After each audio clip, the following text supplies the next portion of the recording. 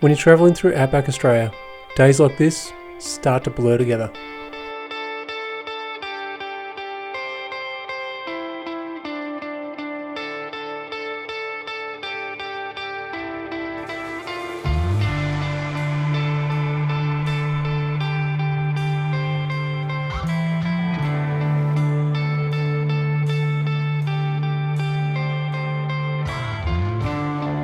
And sometimes, at the end of the day, what you're really craving is a feeling of home.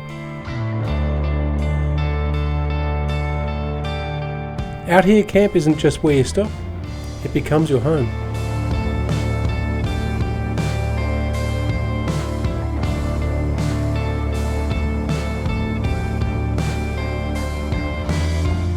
A cinema under the stars is a simple way to bring a small slice of home with you on the road.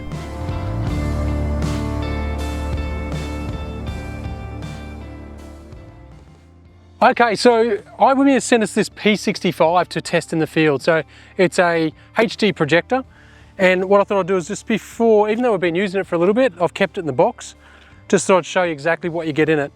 So you get the actual projector itself, and apologies for all the ripped boxes, and you get a box of goodies. So the box of goodies is a remote control. So as you can see, it's a typical smart TV remote control. So it's got things like Netflix, YouTube, Prime Video, etc. on there. And then you get power cord, and then you get HDMI cable and everything like that.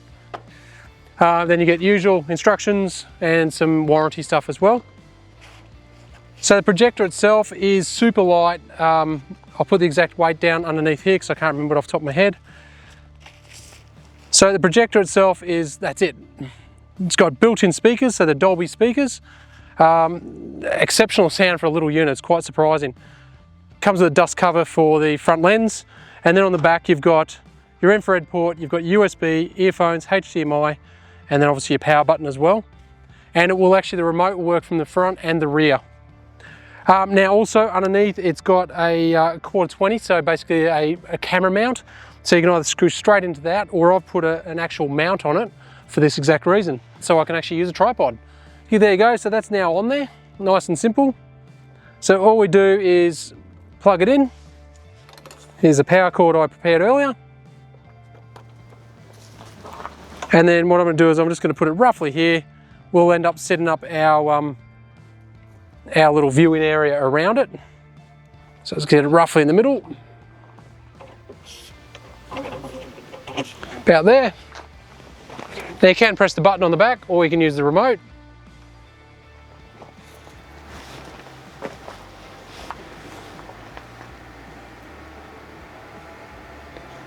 Now bear with me, I've got it's a bit light at the moment, so it's not going to be as bright as what it is when you're actually watching a movie properly.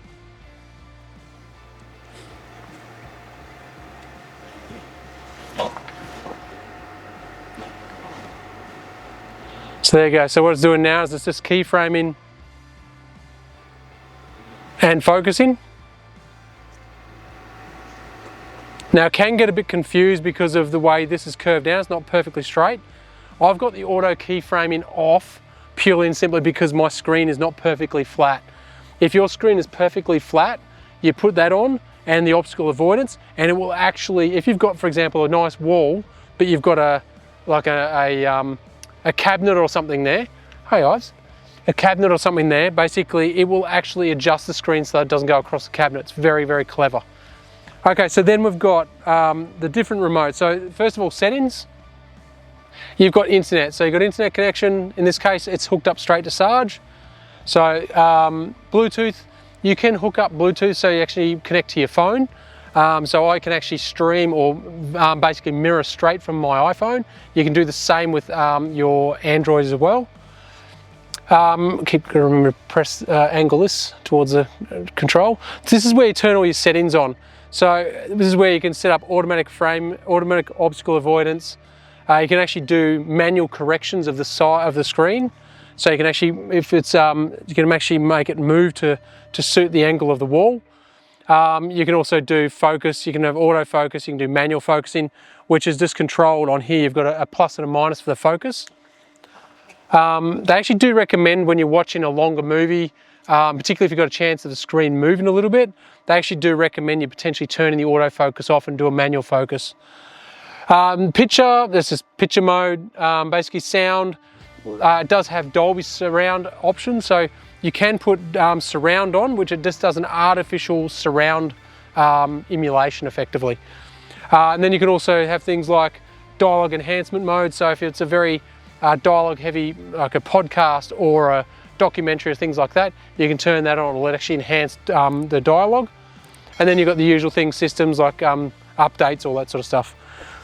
On your main screen, you've got, it's typical smart TV. So you've got Netflix, you've got YouTube, you've got Prime Video, and then you've got things like a browser. And the browser is actually really good because it's where, say for example, like if you don't have KO on there or whatever sort of app that you don't have, you can actually jump on there and actually browse straight from the internet if you don't want to stream from your phone. So for example, if we go onto here,